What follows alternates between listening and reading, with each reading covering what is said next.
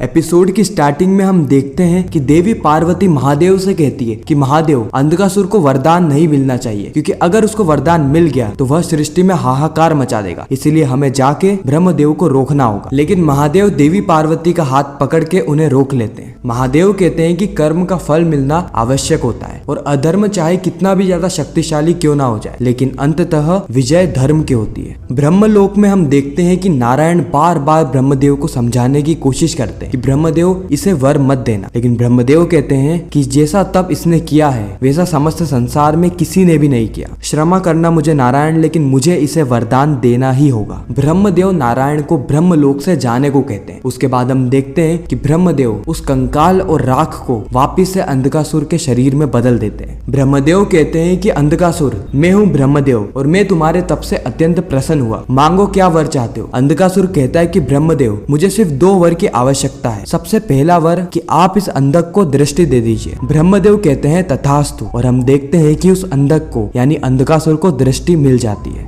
वह अभी तक तो संसार को सिर्फ और सिर्फ महसूस करता था, लेकिन वो पहली बार अपनी आंखों से इस पूरे ही संसार को देख रहा होता है। अंधकासुर बहुत ज्यादा प्रसन्न होता है। वो सबसे पहले अपनी आंखों से ब्रह्मदेव को देखो। ब्रह्मदेव को कहता है कि यह अंधक देख सकता है ब्रह्मदेव, आपको मेरा कोटि कोटि प्रणाम। ब्रह्मदेव कहते हैं कि उठो पुत्र, अब अपना दूसरा वर मांगो। अंधकासुर उठता है और कहता है अमृतत्व, मुझे अमृतत्व चाहिए। ब्रह्मदेव अंधकासुर को कहते हैं कि अंधकासुर, जिसका भी सृष्टि में जन्म हुआ है उसकी मृत्यु भी निश्चित है और अमृतत्व प्रकृति के नियमों के विरुद्ध है। मैं तुम्हें अमृतत्व नहीं दे सकता, उसके अलावा तुम कुछ भी मांगोगे तो मैं तुम्हें दे दूंगा। अंधकासुर कहता है कि अमृतत्व ना देने के कारण आपको मुझे 2 वर और देने होंगे। ब्रह्मदेव कहते हैं मांगो पुत्र, 2 वर मांगो। ऐसा इसीलिए क्योंकि तुम्हारे जैसा तप आज तक किसी और ने नहीं किया। अंधकासुर वापिस से अपना पहला वर मांगता है कि मेरा रक्त जहाँ जहाँ पे गिरे वहाँ पे अनेकों अंधकासुर पैदा हो जाए। ब्रह्मदेव कहते हैं तथास्तु, अब अपना मृत्यु का मार्ग भी बता दो। अंधकासुर कहता है कि मेरा दूसरा वर यह है कि मैं तभी मरूं जब मेरी दृष्टि मेरी माता के लिए मलिन हो जाए। अंधकासुर की बातों का अर्थ यह है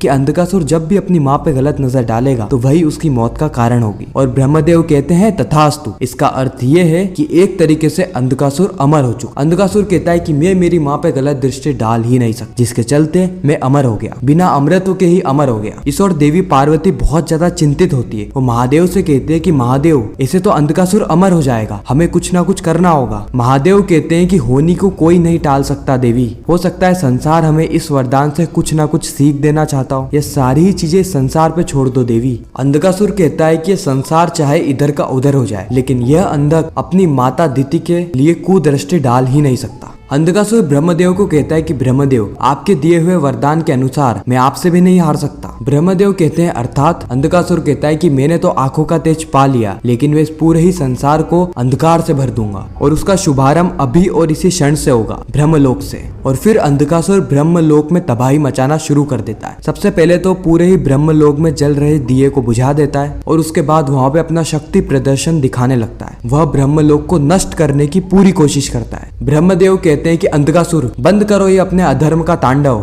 अंधकासुर कहता है कि आग्रह करो मुझसे ब्रह्मदेव, युद्ध नहीं। युद्ध भी कैसे कर सकते हैं? अगर आप मुझसे युद्ध भी करोगे तो विजय मेरी ही हो, क्योंकि मैं अमर हूँ और यह तो प्रारंभ है इस पूरे ही संसार में फैलने वाले अंधकार का। अंधकासुर कहता है कि मैं भाग्य विधाता की ही दृष्टि छीन लूंगा, यानी ब्रह्मदेव की दृष्टि छीन लूंगा। उसके बाद वह किसी का भी भाग्य नहीं देख पाए। अंधकासुर के आतंक का प्रारंभ आप ही से होगा ब्रह्मदेव। फिर धीरे धीरे करके मैं इस पूरे ही संसार से, यहाँ तक कि महादेव से भी उनकी दृष्टि छीन लूंगा। महादेव ध्यान कर रहे होते हैं और यह बात सुन के वो अत्यंत क्रोधित हो जाते हैं। महादेव कहते हैं अंधकासुर, वरदान के लाभ में मर्यादा की सीमा लांघ रहे हो तुम, आ रहा हूँ मैं। और जैसे ही महादेव जाने लगते हैं उसी वक्त शेषनाग महादेव के समक्ष आ जाते और वह महादेव को बांध लेते हैं। हाँ, शेषनाग महादेव को बांध लेते हैं। महादेव कहते हैं कि शेषनाग, तुम मेरे आराध्य के आसन हो, इसीलिए मैं तुमसे आग्रह कर रहा हूँ, मुक्त करो मुझे। ब्रह्मदेव को मेरी सहायता की आवश्यकता है, नहीं तो मैं तुम्हारा संहार कर दूंगा। इस और हम देखते हैं कि अंधकासुर अपनी शक्तियों से ब्रह्मदेव के आंखों पे पट्टी बांध देता है और ब्रह्मदेव की दृष्टि को छीन लेता है। यहाँ पे शेषनाग महादेव को मुक्त नहीं करते, जिसके चलते महादेव बस शेषनाग पे प्रहार ही करने वाले होते हैं कि उसी समय शेषनाग अपने असली रूप में आ जाते हैं। इस और अंधकासुर ब्रह्मदेव को कहता है कि ब्रह्मदेव, अब ये पट्टी तभी खुलेगी जब अंधकासुर का संहार होगा। शेषनाग महादेव को कहते हैं कि क्षमा महादेव,